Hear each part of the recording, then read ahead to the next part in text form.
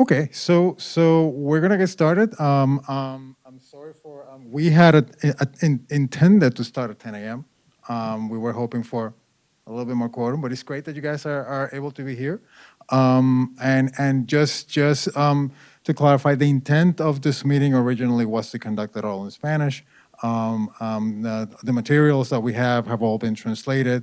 It was an outreach to the Hispanic community. We're going to conduct it in English since I understand that everybody here is comfortable with the language, so we'll go that way. But if others come in that are limited in their English abilities, we have the capability of switching over. The materials that we have prepared are all in Spanish. So what we can do is, I just wanted to clarify also the presentation that you'll see today is the same presentation that we have used in previous workshops with the community.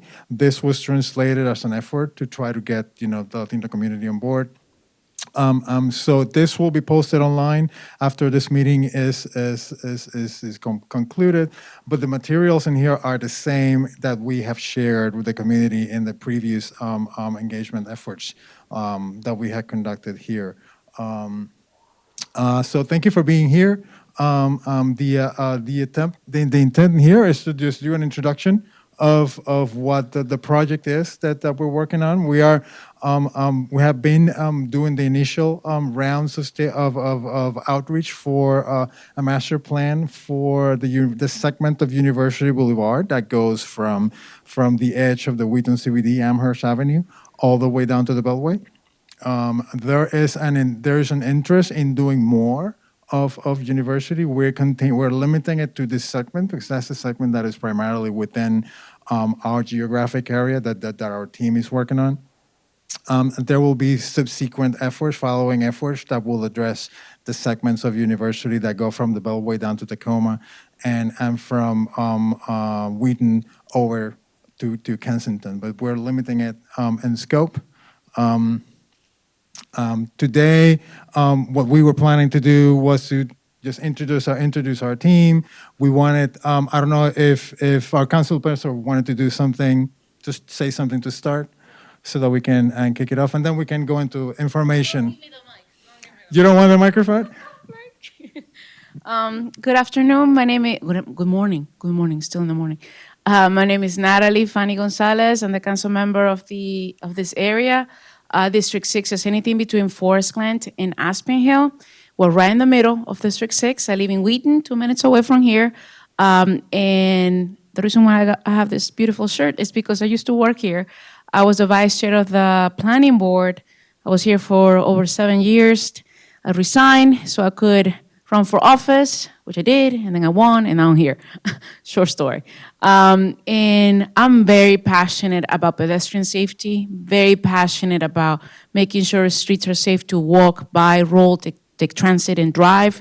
And when I heard that the planning department, because you made this decision after I left the planning board, was doing working on this sector plan, on the University Boulevard sector plan, I was so excited because University Boulevard is a place that is just not safe for people to cross the street. If you go to Northwood High School, Blair High School is very problematic, and making sure the street is safe is also great for economic development in the area. But whatever we do we need to make sure that the community is engaged, is aware. So as you may be aware, once the planning board finishes with this study, the recommendation goes to the county council, okay? So I was actually trying to stay away from participating. I've been going to different events, but not speaking, just because I do want to wait until they finish their work.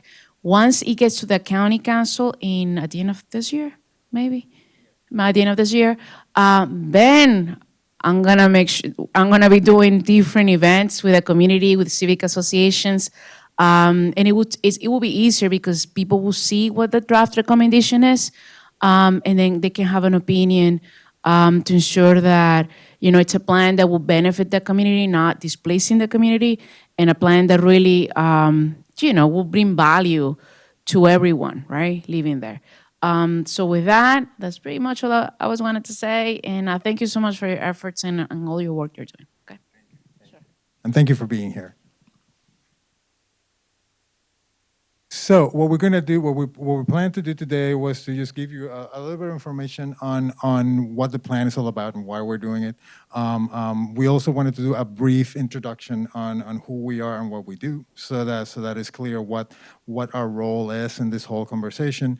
And then we'll open it up to questions. And then as we have done in other meetings and workshops that we have held, we had some images of the area that is going to be covered by the master plan, with the intent of having residents look at the area and tell us more about what they think is good about the area and what they think should be improved, so that we can then take all that information and start taking it into account when we build our recommendations. That's sort of the process we were going to follow today. I'll go through this pretty quickly. I don't know how many people are familiar with the planning department and what it does. I don't know if you've been involved previously with any of our outreach efforts in any of the master plan work that we do. We've been doing this for a very long time, so there's chances that you're familiar with it. But in case you're not, we are part of the Maryland National Capital Park and Planning Commission, which is a bi-county agency. We do planning for both Montgomery County and Prince George's County. The agency where you're located now, this is the headquarters for the agency that handles Montgomery County. And we just wanted to include this map to show that our internal organization is based on geographic locations. We have broken the county into 3 regions for the purposes of development. There's one that is more rural, which is all the green area. There's one that is the more urban part of the county, which is the purple areas that are closer to the Beltway. And then there's the area that is sort of straddling in between the two, which is the yellow in the middle, which is where we work. That's a mid-county division, which is where we do all of our work. We actually, what we do is that it's weird to read in Spanish and then talk in English, but we do plans and then we establish public policies to organize and channel the growth of the county for the benefit of current residents and future residents. And we do with issues of land use and transportation. We do planning for all communities in the county. I mean, if you look at our website, you'll see that we do have master plans for pretty much every square inch of the county. There's a number of master plans, and some of those get updated periodically, and some master plans overlap others depending on the needs for any given area. We also review all development applications as a result of all the planning work that we do, and we were involved with managing the zoning ordinance and making zoning recommendations. Our master plans usually have zoning recommendations for areas that have potential for development, and when those any of those properties is ready to develop, they'll come to us and we'll review those developments so that make sure that they're in conformance with our master plan recommendations and the zoning ordinance. And we also update periodically the zoning ordinance itself, depending on the needs of the county and the changing needs of the population in the county.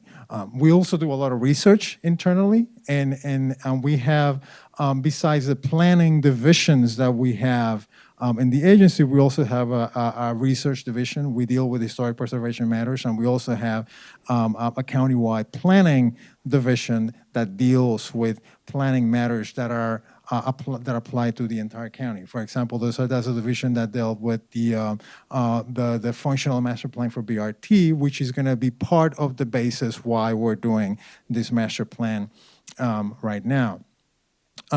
This was a list of the kinds of things that we usually look to do when we do either a master plan or a sector plan. Those are 2 different things. Usually a master plan covers a much larger geographic area. Sector plans are smaller and more concentrated. The plan that was done for the downtown area in Wheaton was a sector plan because it was a concentrated one. This one, the one we're working on now, because it covers a fairly large geographic area, is called a master plan. And as part of the work that we do in those master plans, we involve the community. We try to get all the stakeholders together so that everybody shares their opinions so that we can account for all those issues and concerns as part of our building of preliminary recommendations to be reviewed by the planning board. And then after we do our outreach, then we spend a fair amount of time analyzing all those findings so that we can consolidate them into recommendations that are first taken back to the community and then taken to the planning board for wrapping up in a master plan product type of thing. This is a timeline of the schedule for this master plan. And these are all the steps that we will need to follow before the master plan is completed. The box starting from the top, basically we organize, we determine what the scope of work is going to be for the master plan based on our internal analysis and discussions with the planning board. Then we define that as an item that is presented to the planning board for approval, and then they either bless or make revisions to what they believe the scope of work is what should be included in any given master plan. And once we get that go ahead, that's when we start our outreach process, and that's when we start the process of meetings with the community and gathering input from them. Before we actually head out to the community, we already have done a fair amount of preliminary base work on understanding the area. We do demographic analysis. We look at the area from the perspective of development potential. We try to understand where the rents are, what kind of businesses are in the area, and all those kinds of things, so that we can have all that background information available when we start thinking about recommendations. And we'll talk a little bit about that as part of this presentation. But this is largely the schedule that will follow. And I was wrong. We're going to go to council next year. But we're scheduled to be working on outreach and building preliminary recommendations for the better part of this year, and then our review process by agencies will happen on the following year. Right now, we are, as you see, in the very early stages of our work. That dotted red line is where we are right now, which we call visioning and analysis. This is a portion of the process, part of the process where we gather with the community and we get their interests and their issues, and then we combine all that with the research on existing conditions that we have done to date, and then we move into developing preliminary recommendations, which would be our next step. This is a list of the meetings that we've had so far. We started with an open house before we actually went to the planning board with a scope of work, just to assess where the community was on general issues. We started in November of 2022. We've had a number of meetings over the course of the spring of this year. And the meeting today is, as I mentioned, an attempt to reach out to the Latino community and get their impressions. So thank you for being here. We have also had a number of separate meetings with civic groups and interested parties that have invited us to actually have separate conversations with them, just to get their impressions about what they believe the area needs. And what should be improved. We also do that to get the impression of what they think is actually a good thing from the area, because we also work from the perspective that there are things that people like that they would not like to see change. So we want to find out about those as well. So we've spent a lot of time talking to them, and then this slide, this is where we start our work, and I wanted to include this to show where is it that the notion of looking at corridors is coming from. The county has a general plan that was updated recently. For many of you, you're probably familiar with the process that went through to update the general plan. The plan was called Montgomery 2050. One of the elements that was included in the update to the general plan for the county was a discussion on where to channel additional growth in the county. Typically, we have focused over the years in concentrating growth at locations where you have significant amounts of transit, just so that we can actually sponsor and encourage usage of transit and reduce the reliance on the automobile and all the other roads in the county. A lot of the transit centers in the county are pretty much planned out at this point. So, but there's still a lot of people who are still looking to come into the county. There is a need for additional housing. There is a need for looking at areas that have not been looked at before in the county. So we started, as part of the update to the general plan, looking at the idea of why don't we start looking at these corridors as places where potentially some growth can happen. And then we try to combine that with the interest in promoting the creation of a BRT, bus rapid transit network in the county. There was a functional countywide master plan for buses that was approved in 2013 that looked at a lot of these corridors as potential locations for bus rapid transit. So we try to combine that with the idea that some of those corridors may have some potential for growth within them. So in looking at all of them and thinking that the segment of University Boulevard that we're looking at as part of this master plan connects two planning areas that have had a lot of interest in the recent years. One of them is downtown Wheaton. We have a sector plan approved for Wheaton in 2012, and very recently completed the Wheaton downtown study, looking for ways to advance the recommendations on that sector plan. And then we've done a fair amount of planning for the Tacoma Langley area around the Purple Line metro station area. So we thought that looking at the area that connects those two places was a good place to start, and looking at corridors. There has been. This is the area that's included in the plan. What we've done is that we've tried to include enough land on both sides of the roads so that we can use this opportunity to address community facilities or any other public amenities that may be in close proximity to the main road. But one of the most important things we're going to be looking as part of this master plan is going to be the road itself, and how can we improve safety along that road, and how can we make it better for all types of mobility, pedestrians, cyclists, cars, and buses. So we're also going to be looking at opportunities to intensify uses, and by what we mean by that is, as I mentioned before, there is a maybe I didn't, but there is a need for additional housing in the county. There's a lot of people who are still looking to come here, and part of the effort in looking for alternative areas for channeling growth is trying to find if there's other places where we can actually promote the creation of more housing units, particularly affordable housing units. So this county, this portion, this master planning area is largely residential, and it's mostly single family. So finding pockets where you can actually intensify uses is going to be a challenge. But that's the reason why we have spent so much time talking to the community, trying to figure out if they have any impressions of where intensity can land without changing the character of the neighborhood. There has been, also this area, as I mentioned before, is an area that hasn't been looked at specifically for a long time.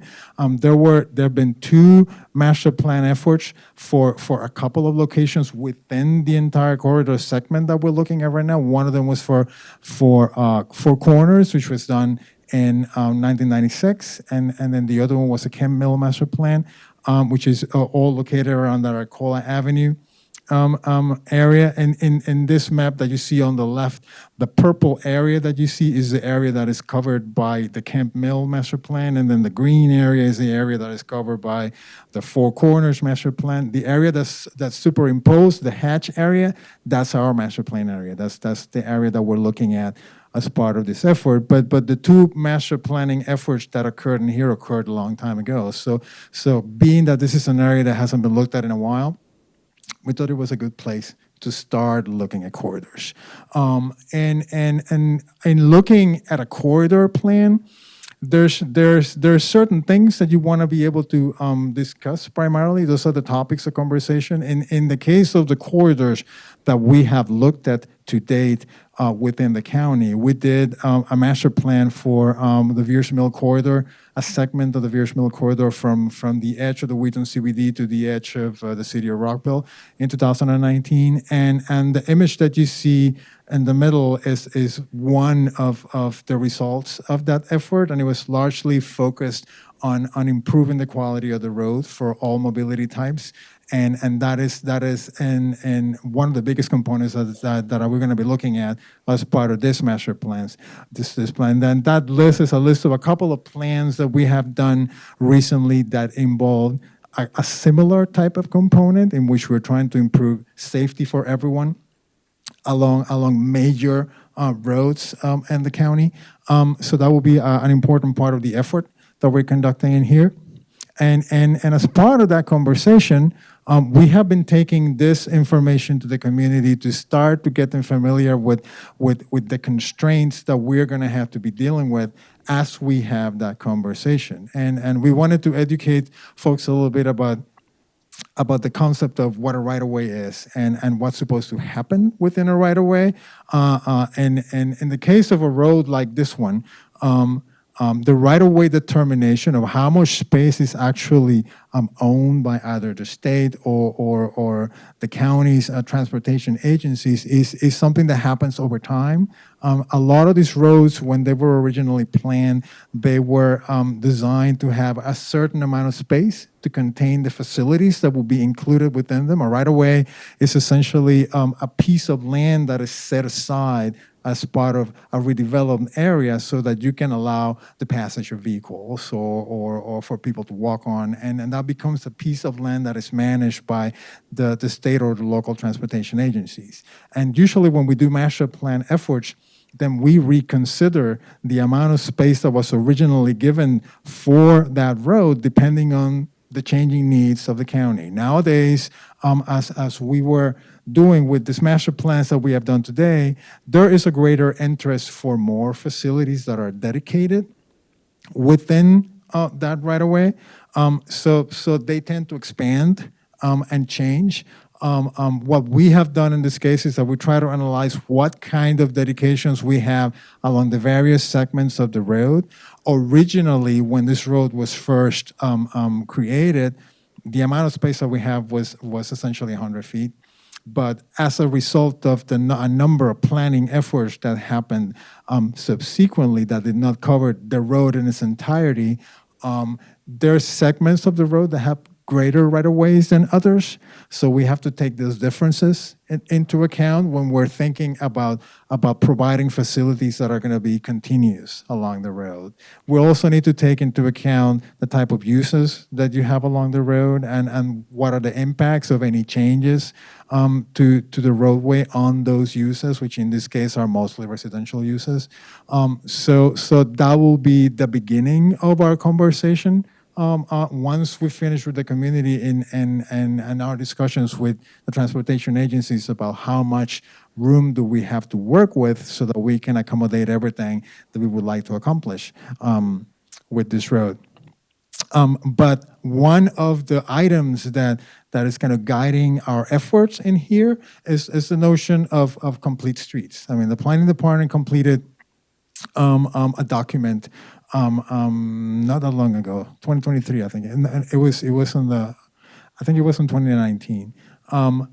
It's a complete streets guide. Basically, what they did is that they analyzed all the roads in the county and they created a series of road types depending on the size of the road and the location of the road and the kind of uses you have on the road, to say each one of these roads can become a complete streets. And what that means is that each one of the users that you can accommodate within that road will have its own safe, dedicated space so that we can avoid collisions and fatalities along each one of those roads.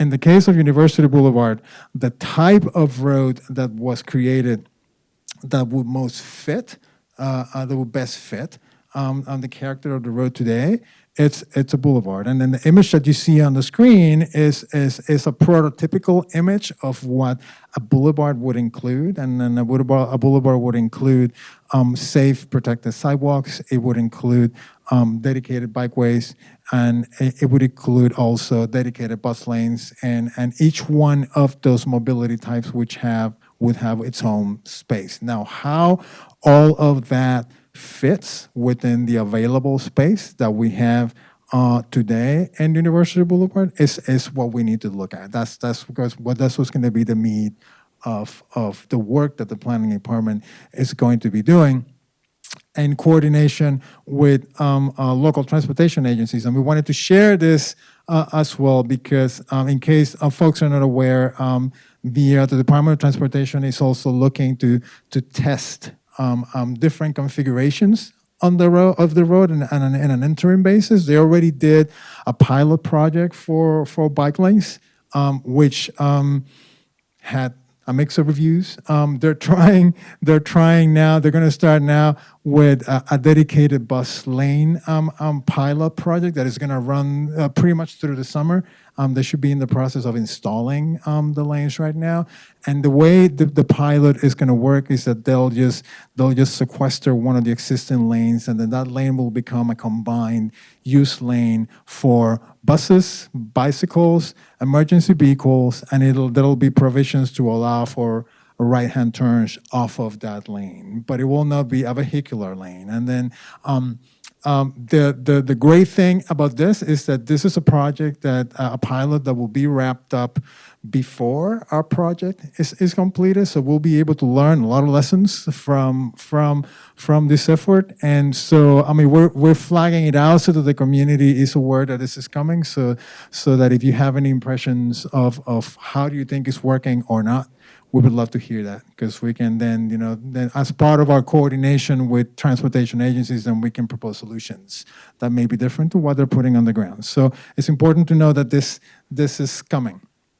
Then we wanted to share a little bit of the information that we have already dug up as background information. We pulled out demographic information for the area just to understand where does the area sit in comparison to the rest of the county, and what we're finding.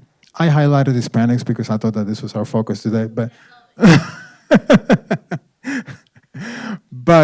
the gist of this research is that the demographic profile of the neighborhood is very similar to the demographic profile of the county at large, and the way the different groups are growing is similar or not as the rest of the county. It is interesting that in all these numbers, the Hispanic group is the group that is growing the fastest.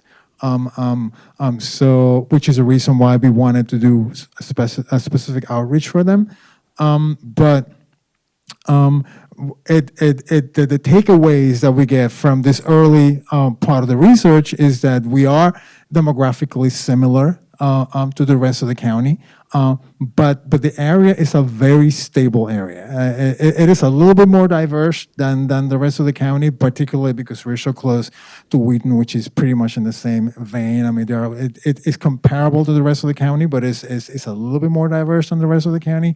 But there's been very little development in this area. This area is mostly single-family residential, and we'll show a diagram coming up. And one of the reasons why we are, one of the more important reasons that we're looking at is what I mentioned originally, is that this area, even though it has been pretty stable and it hasn't grown or changed as much in recent years, it does connect two significant centers of business, which is Wheaton and Tacoma Langley, and also. So we think that there could be potential for growth within this corridor, particularly if we start looking at alternative types of housing within it. That's why we also have done some preliminary work on housing conditions in the area, and then we developed this map that documents land uses in the area. Most of the predominant land use in the area is residential. They're very small pockets of commercial activity, basically concentrated on the Four Corners area. but there are some large properties with multifamily uses on them that we think in the long term can have potential for diversifying a little bit. I mean, there's enough land that we think that there may be opportunities in there to introduce different types of housing, even in keeping what they already have. So we'll be looking at that. But in general, the notion of focusing on a housing conversation along this corridor has to do with figuring out how to expand the housing options in the county and how to diversify areas that are right now pretty much a single type of housing. There's a couple of different types of housing types in this corridor. We have mostly single family, but there's some duplexes and small pockets where townhouses have been developed in recent years. We have some multifamily, but in order to promote diversity and increase affordability, we think that if there were an opportunity to intensify housing uses, we would like to look at what that would mean for a corridor like this, understanding that it's a fairly stable and well-established area. So in general, those are the topics that we have as background looked at so far. What we wanted to do with the meeting today was to ask the folks that came here their perspective about the area where they may live in. I mean, we had what we've done in previous meetings like this. We have a number of maps, aerial photographs of the area, so that you can find yourself and see where you are, and tell us of your neighborhood, the neighborhood that you live in. What do you think could change? What do you think it's the future in the neighborhood? Do you envision any changes? Are there things that you really like that you wouldn't want to see change? And that's what this slide is all about. Is to put a number of questions on the table to be answered by the community, so that we can then use all this feedback as part of our crafting our preliminary recommendations. And this is sort of the end of my presentation. And I'm happy to open it up to questions if anybody has questions about what we're going to do now. Our intent today was to gather people in groups and have them talking about ideas or things that they think may change in the community. Since we have a small quorum here, then maybe we're talking about a single group, or we can just have a conversation directly. So I'm happy to start answering questions that you may have right now. We also have other members of our team in here that can help us answer questions. And Kosi Yearwood is sitting in the back, who's the project manager for this whole effort. So any questions you may have, or any comments that you may have about what you think may be happening in here. These are samples of the maps that we have on the back for you guys to look at. Then the time will be now.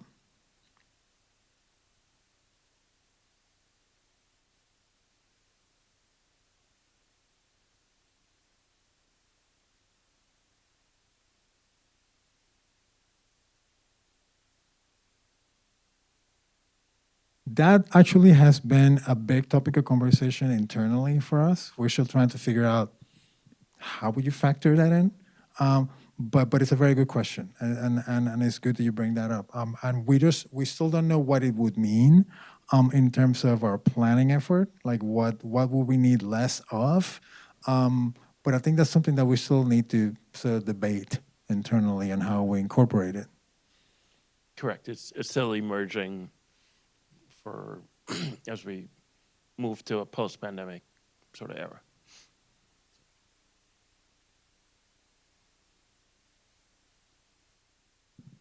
All right, I think it's a great idea for you having this meeting. It's been very informative for me.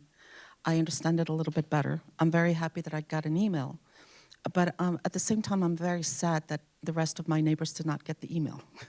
And I didn't have enough time, to print it out and give it to them or inform them of this meeting, because it would be bad for my family for us to give an opinion just because it would be our opinion. And it's an opinion that our neighbors we've gathered together and we talked about this. So I would like if you could arrange to have another meeting, and maybe in a month or so, and then we can get them all in here, because I think you should hear all of their opinions, not just ours.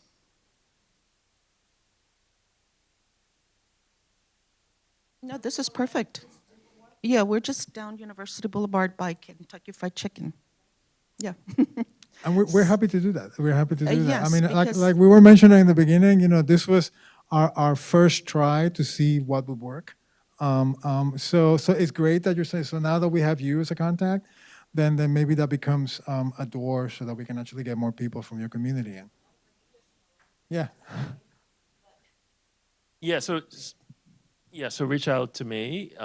After we'll follow up to figure out what day, time, things like that work for you in the community, and yeah, we'll go from there. So I've met with 4 people in the backyard early in the year. So we're willing to come out, any day of the week, essentially to meet people. So Back part of our house, it's University Boulevard. And we've seen what you implemented last year during COVID, the bike trail, that sort of thing. I think it's a great idea, but you have to keep in mind that not a lot of people walk through there. We don't have, when you put in the bike trail, I think like 2 families, if I exaggerate, used it. So I think that you have to do a little bit more studying, and the funds could be used for other things, like for safety in the Sligo Creek, because the kids don't have a bus going to Northwood. And I think we have to look at the safety of the kids.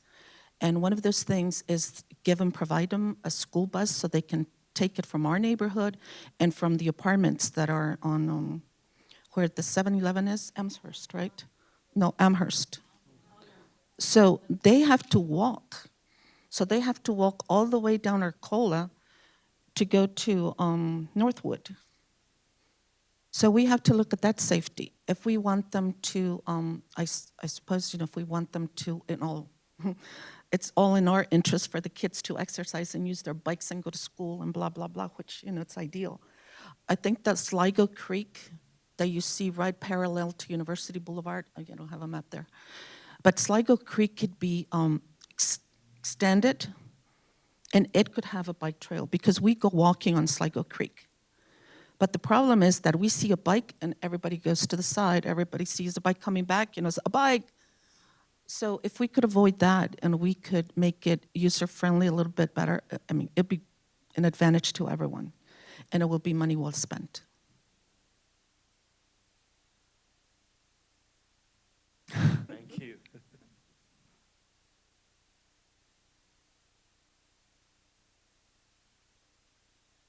Oh, the lady in the back here.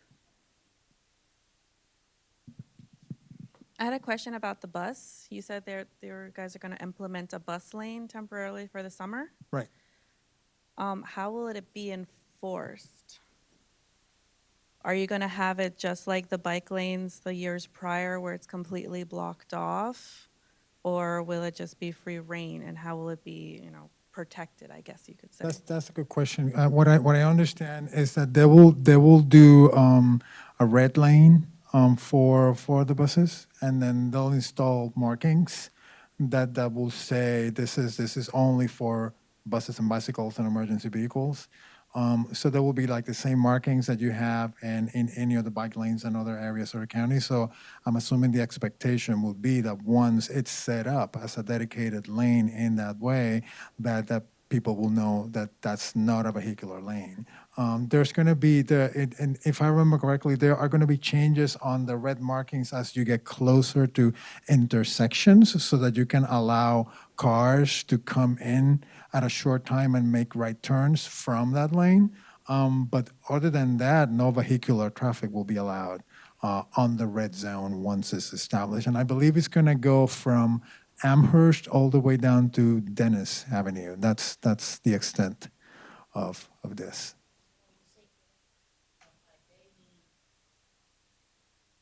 DOT, right.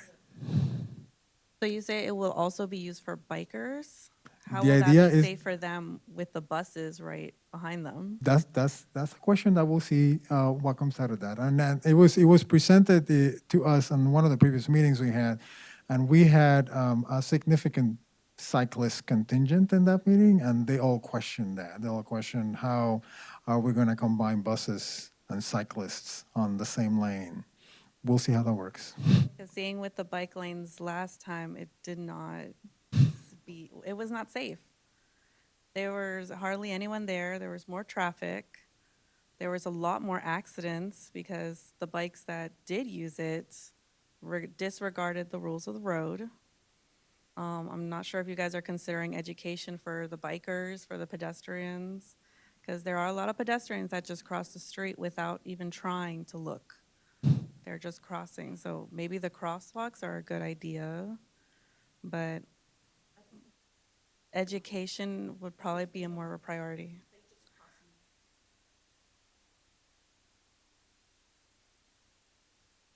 That's interesting because one of the things we've been hearing in previous meetings is that we need more crosswalks because we don't really have enough, or the few ones that we have are too far away from one another, so people just cross whatever. So, yeah. But I think education should be more of a focal point instead of just taking away lanes from, the commuters and giving it to those who barely use it, who disregard it, who honestly just do not care. And it affects everybody else, especially since we live on University. We see the traffic, we see the accidents, we see, the dangers of it, and just taking away a lane will not make a difference, not in the way I think you're thinking of. Thank you for that comment. That's good to hear. I think you had a question. Well, I don't know if it's a question or a comment, but thanks. It has to do with how comprehensive your plan actually is, and I can't really comment on this particular stretch because I don't live along there, but I can comment on how your attempts at doing something similar along Veers Mill, because Veers Mill by my house, right across from St. Catherine's, used to be 3 lanes, and then you put in a dedicated bus lane. But the problem is you didn't actually do any comprehensive planning because you have cars that are actually trying to squeeze out of that lane. Meanwhile, where I live at Gale Street, there's no dedicated left turn lane, so people are stopping in the travel lane to make a U-turn to come back to where they live, and then you're getting pancake types crashes there because of too much congestion, and along with a bus stop, along with a pedestrian crossing. Any changes you make is going to also lead to driver frustration unless you plan on how to keep the traffic moving, meaning timing of traffic lights, your pedestrian crossings. You can't have one every block because that's going to increase driver frustration also. So it's like I say, it's not a question, it's a comment basically that whatever you do, it really has to be comprehensive and taking all the human interactions there into account when you do these plans. Right, and what we're trying to do with this one, and I hear what you're saying about the Veers Mill bus lane. That bus lane, I worked on that master plan, and that bus lane was actually put in place as we were still developing recommendations for the plan, and we had a number of conversations with the agencies involved and questioned some of the decisions. The recommendations in the plan are different from that. So we're trying to sort of work on a coordination situation that starts a little earlier in this case, so that the recommendations that we ultimately include in the master plan are something that we are all understanding are implementable. That's why we think that the fact that this pilot project is going to be completed before our master plan actually has to begin a review process by the agencies is a good thing because it'll be lessons that we learn from this, and then perhaps the conversations that we have with the agencies involved are going to be more substantive than we have. So that level of coordination that you're recommending is probably something that we can try to achieve this time. And are you going to go back and actually look at some of the work that you've already done on some other corridors, like Veers Mill? Well, 'cause it seems like once the thing was done, everybody has just congratulated themselves and just left. So I don't know. I don't think that's a solid plan because, as you can see, things are always changing. Do we go back? When we put out the Veers Mill plan,